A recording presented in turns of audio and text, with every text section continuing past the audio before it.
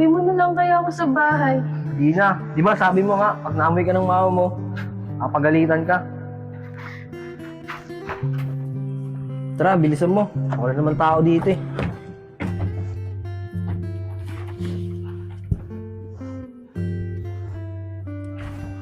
Tara, bilisan mo. Dito ako miga.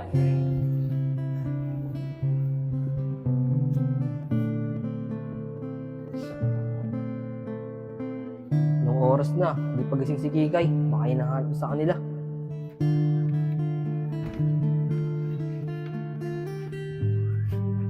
O Kikay, gising ka na pala. Aaron, dito pala ako nakatulog. Anong nangyari? Wala ka ba talaga naaalala sa nangyari? Wala, Aaron eh. Ang naalala ko lang yung pinainom mo ko ng alak. Sa pagising ko, dito na pala ako sa bahay mo. Ah, ganun ba? Lasing na lasing ka kasi kanina, kaya pinatulog muna natin dito sa bahay. Nung oras no, di ka ba uuwi? Baka hinahanap ko na sa inyo. Anong oras na ba, Aaron? 5:10 na. Ala, 5:10 na pala. Uwi na ako, Aaron. Panigurado, hinahanap na ako ni nanay.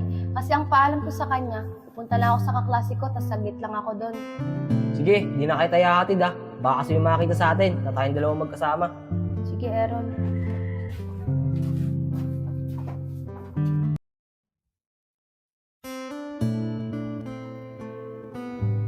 Nay, magpapaalam po sana ulit ako. Punta po sana ulit ako doon sa kaklase ko. Gagawa po kami ng project.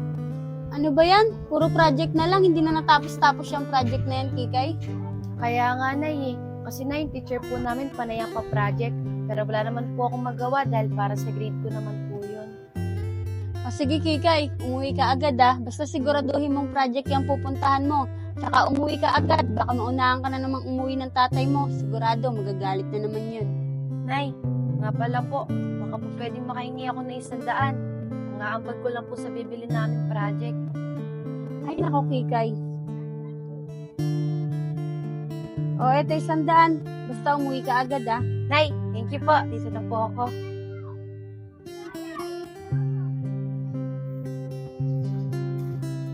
Nandito kaya si Aaron?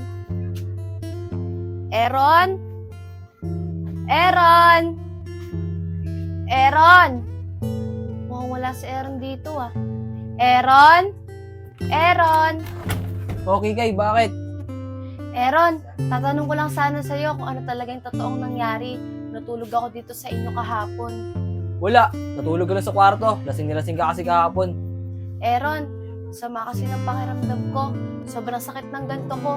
Aaron, umamin ka nga sa akin. May nangyari ba sa atin kahapon? Okay Kay, may nangyari sa atin. Pero okay lang naman yun, magjowa naman tayo eh. Ganun ba, Aaron? Di ka nga rito. Mag-usap muna tayong dalawa.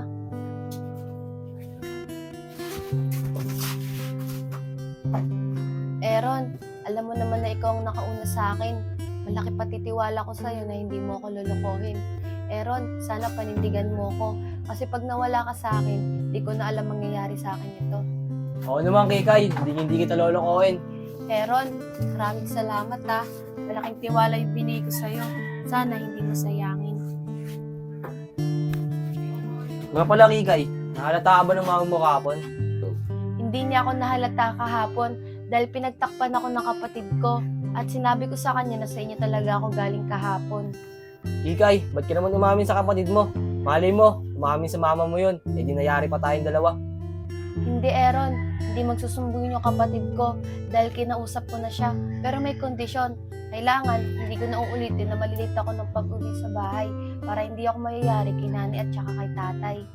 Ah, ganun ba Kay? Mabuti naman kung ganun. Aaron, dito na pala ako. Punta kasi ako sa klase ko eh. Gagawa kasi kami ng project. Nga pala, Aaron, ito nga pala yung utang ko dun sa kaibigan mo. Paabot na lang ako sa kanya. O sige Kay, ako na lang mag-aabot mamaya pag nakita kami. Sige, Aaron.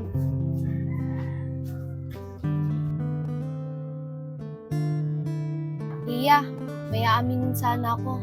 Total, ikaw lang naman yung matalik kong kaibigan.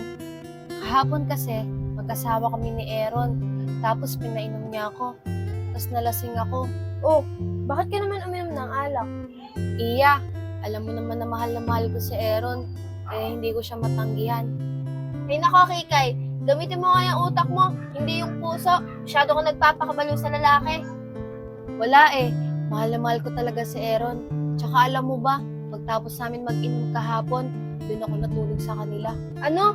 Doon ka pa talaga natulog? Huwag mo sabihin may nangyari sa inyo. Yun nga, Iye. May nangyari sa amin ni Aaron. Doon kasi ako galing sa kanila kanina bago ako pumunta dito. Tapos pinaamin ko siya. Si Iya, bago ako umuwi kahapon, sakit ng ganto ko.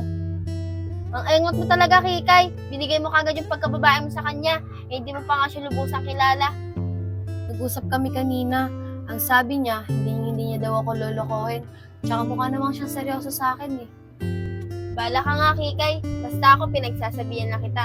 Tara na nga, gawin na natin yung project natin para mabilis matapos. O sige, Iya, para maaga rin ako makauwi.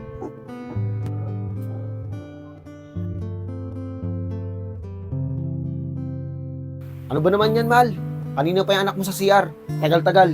May late na ako sa trabaho. Anong oras na, oh? Sandali lang, mahal. Kakatakin ka lang. Kanina pa eh. Anong oras na? Sakit talaga ng puso ko. Kikay? Kikay, bilisan mo dyan. Nag-aantay sa'yo yung tatay mo. Nay, teka lang po, palabas na po. Sige, bilisan mo dyan, ha? Kikay, ba't ang tagal mo naman lumabas? Alam mo naman papasok pa yung tatay mo, maliligo pa.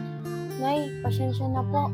Sobrang sakit po talaga ng tiyan ko. Ano ba nangyari sa'yo? Halika nga rito, lagyan natin ng langis. Baka kinakapag ka lang. Ron, ano balita sa inyo ni Kikay? Nakaraan, dinala mo siya sa bahay niyo. Panigurado niyan, Ron. Naka-score ka niyan. Matik na yung mga tol. Lasing na lasing siya eh. Ron, paano yan? Pag nalaman niya na may nangyari sa inyo na nakaraan, panigurado, magagalit yun. Hindi, umami na rin ako sa kanya na may nangyari sa amin. Hindi naman siya nagalit eh. Paano yun, Ron? Pag umuwi na yung jowa mo galing probinsya, sino pipiliin mo sa dalawa? Siyempre, pipiliin ko yung nasa probinsya. Alam niyo naman, matagal na kami nun. Tsaka si Kikay, pinaipirahan ko lang naman yun eh. Sa bagay, alam naman namin yun. Eh paano yan, Ron? Pag nagabol sa'yo si Kikay, alam mo naman na mahal ka nun. Eh di aminin ko sa kanya na hindi ko talaga siya gusto para di siya magabol sa akin. Pero Ron, wag mo muna iwanan si Kikay hanggat di pa nakakauwi yung jowa mo. Para napapakinabangan mo pa siya. Oo nga, Ron, para kung sakaling kailangan natin ng pang-inom, meron ka pang mahingian. Maganda nga yung naisip niyo mga tol, para may nahingian pa tayo.